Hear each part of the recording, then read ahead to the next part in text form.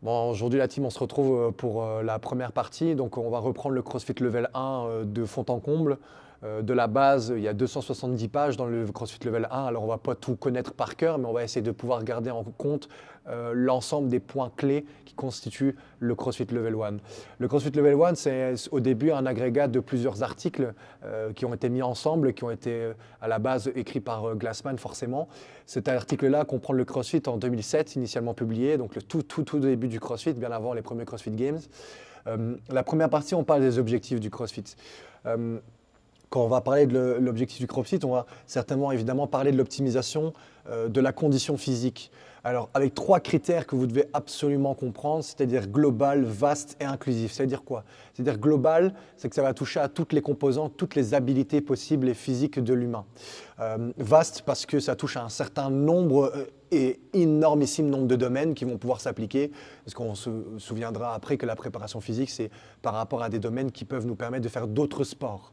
Et inclusive, l'inclusivité ici est à comprendre comme on comprend de manière sociétaire, c'est-à-dire que ça touche et ça inclut tout le monde dedans.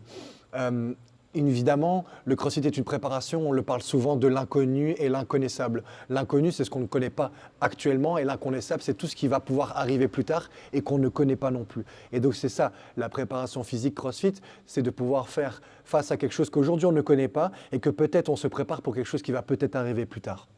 Une préparation physique pour tous les sports, ça je l'ai déjà dit, on va le voir après, mais le CrossFit c'est du développement du tronc vers les extrémités, de core to extremity, et donc ça c'est extrêmement important de comprendre que vous pouvez faire du CrossFit et à la fois vous pouvez améliorer vos performances et aller courir, marcher, sauter, nager, faire du saut en parachute, faire plein de sports qui vont vous permettre d'être préparé en amont.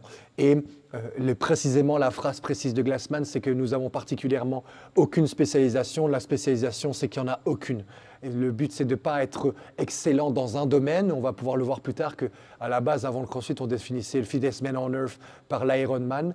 Eh bien, en fait, on se rend compte qu'évidemment, un triathlonien qui fait un Ironman a des très grandes compétences d'endurance musculaire et cardiovasculaire, mais il n'a aucune puissance ou aucune force parmi les 10 composantes, les 10 habiletés physiques qu'on verra plus tard.